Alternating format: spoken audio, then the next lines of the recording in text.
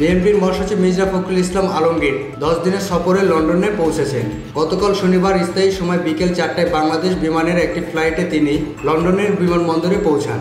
বিমানবন্দরে মির্জা ফখরুলকে স্বাগত জানান যুক্তরাজ্য বিএনপি সভাপতি এম এ মালেক, সাধারণ সম্পাদক কয়সার এম আহমেদ সহ যুক্তরাজ্য বিএনপির নেতাকর্মীরা। মহাসচিব দলীয় সফরে এবং তার স্ত্রী চিকিৎসার জন্য লন্ডনে পৌঁছেছেন।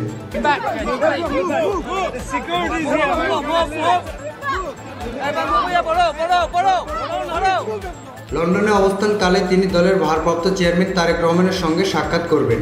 আগামী মঙ্গলবার যুক্তরাজ্য বিএনপি আয়োজিত একটি সমাবেশে অংশ নেবেন তিনি।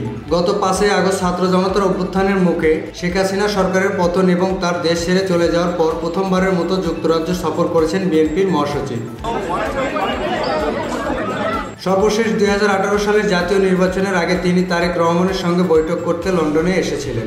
শনিবার স্থানীয় সময় রাতেই বিএনপির শীর্ষ পর্যায়ের এই দুই নেতার একান্ত বৈঠক করার কথা। বৈঠকে দেশের সাম্প্রতিক পট পরিবর্তন, বর্তমান পরিস্থিতি ও দলীয় বিভিন্ন বিষয় নিয়ে আলোচনা হতে পারে বলে ধারণা করা হচ্ছে।